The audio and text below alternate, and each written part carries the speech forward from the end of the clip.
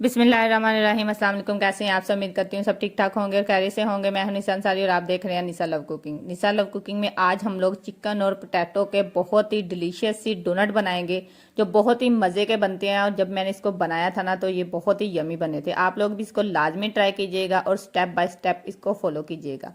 इसको बनाने के लिए सबसे पहले हमें चाहिए 2 अदद पोटैटो, जिसको आपने अच्छे से वॉश करना है। वॉश करने के बाद इसको अच्छे से छीलने के बाद इसकी आपने कटिंग करना है। जब भी आप लोगों ने पोटैटो की कोई भी रेसिपी आप लोग बनाए ना तो कोशिश किया करें कि इसका छिलका उतार के फिर इसको बॉईल किया करें। इससे जो आपके आलू है ना बहुत अच्छे बॉईल होते हैं।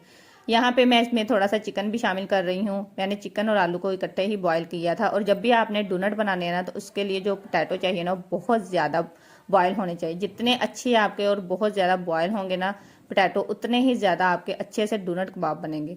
तो हमारा जो चिकन और पोटैटो अच्छे से बॉयल हो चुका है। चिकन को हम लोग रेशे कर लेंगे बारीक। वैसे आप लोग इसको चिकन के बगैर भी बना सकते हैं।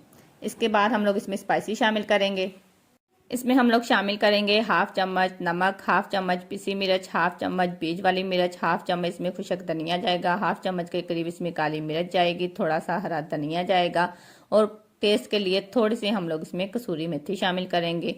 उसको शामिल करने के बाद आपने इसको अच्छे से मिक्स कर लेना है। तो आप लोग देख सकते हैं कि जो मैंने यहाँ पे पोटैटो यूज़ किए हैं वो बहुत ही मैश किए हुए हैं।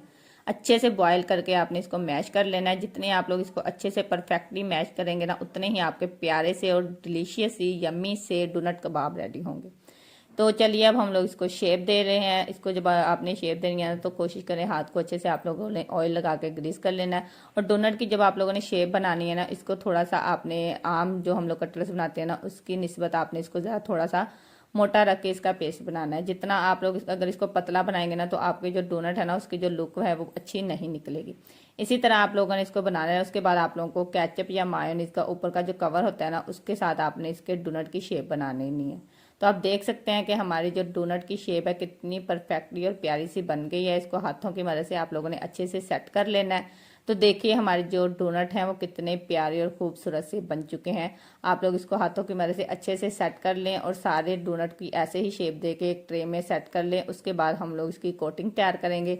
कोटिंग यहाँ हम लोग कर रहे हैं अंडे और ब्रेड क्रम्स की। यहाँ हमें चाहिए 1 अदद अंडा जिसको आप लोगों ने अच्छे से फेंट लेना है। और इसमें आपने थोड़ा सा 1-2 चम्मच के करीब दूध शामिल कर लेना है। उसको अच्छे से फेंटना है। उसके बाद हमें चाहिए साथ में ब्रेड क्रम्स। ब्रेड क्रम्स आप लोग कोई भी यूज़ कर सकते हैं। आप लोग इसको घर पे बना के भी ब्रेड क्रम्स रख सकते हैं। इसके लिए आप लोग पहले इसको अंडे की कोटिंग करेंगे। अंडे की कोटिंग करने के बाद इसकी आप लोगों ने ब्रेड क्रम्स की कोटिंग करनी है। जब आप लोगों ने ब्रेड क्रम्स की कोटिंग करनी है ना तो आप लोगों ने इसकी जो शेप है ना ये बहुत ही एहतियात से सेट करनी है। क्योंकि जब भी आप लोगों ने इस पर ब्रेड क्रम्स की कोटिंग करनी है ना तो बहुत एहतियात से करनी है। इसकी शेप अच्छे से होनी चाहिए और इसको हाथों की मदद से दोबारा से आपने अच्छे से सेट कर लेना है। सारे डोनट को आप लोगों ने ऐसे ही कोटिंग करके एक प्लेट में सेट कर लेना है। जब भी आप लोग कोई भी चीज़ ब्रेड क्रम्स लगाए ना किसी भी रेसिपी के लिए तो आप लोग इसको अच्छे से बना के ना 10-15 मिनट के लिए रेस्ट दिया करें। उसके बाद आप लोग इसको फ्राई किया करें। क्योंकि रेस्ट देने से ये होता है कि जो आप लोगों ने ब्रेड क्रम्स की कोटिंग की होती है ना वो कभी भी नहीं उतरती। अब हमें चाहिए यहाँ पे कढ़ाई जिसमें आप लोगों ने अच्छे से ऑयल को गर्म कर लेना है। और यहाँ पे आप लोगों ने डोनट को बहुत देर के लिए फ्राई नहीं करना। ये बहुत ही झटपट बन जाते हैं और इसका जो कलर है ना वो बहुत ही खूबसूरत सा बनता है। क्योंकि ब्रेड क्रम्स को हम लोग जब भी कोटिंग करते हैं ना तो इससे इसका कलर बहुत जल्दी आ जाता है। और इसको आप लोगों ने बहुत देर के लिए फ्राई नहीं करना। जब एक तरफ से अच्छा सा लाइट गोल्डन सा कलर आ जाएगा उसके बाद आप लोगों ने इसकी साइड चेंज करनी है। दोनों तरफ से खूबसूरत सा कलर आने तक आप लोगों ने इसको अच्छे से फ्राई करना है। तो आप लोग देख सकते हैं कि हमारे चिकन डोनट कितने खूबसूरत और डिलीशियस से रेडी हो चुके हैं। आई होप आप लोगों को मेरी वीडियो पसंद आई होगी। जिन लोगों को मेरी वीडियो पसंद आती है काइंडली वो मेरी वीडियो को लाइक और मेरे चैनल को सब्सक्राइब कर दिया करें। ऐसे ही मैं आप लोगों के लिए रमज़ान इफ्तार के हवाले से बहुत सारी रेसिपी आप लोगों के साथ शेयर करूंगी और आप लोग भी इसको लाजमी ट्राई किया करें और मेरे साथ कमेंट में शेयर किया करें कि आप लोगों की रेसिपी कैसी बनी है। अब हम लोग इसको डिश आउट करेंगे। इसको आप लोग केचप या मायोनीज के साथ सर्व कर सकते हैं। और आप लोग अपनी फैमिली को ये बना के लाजमी ट्राई करवाइएगा और आपकी फैमिली को ये बहुत ही पसंद आने वाली है। तो देखिए हमारे डिलीशियस से जो चिकन डोनट है ना वो रेडी हो गए हैं।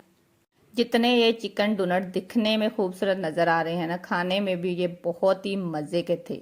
मिलते हैं नेक्स्ट वीडियो में। अपना बहुत सारा ख्याल रखिएगा। मुझे दुआओं में याद रखिएगा। तब तक के लिए मुझे दें इजाज़त। अल्लाह हाफिज़।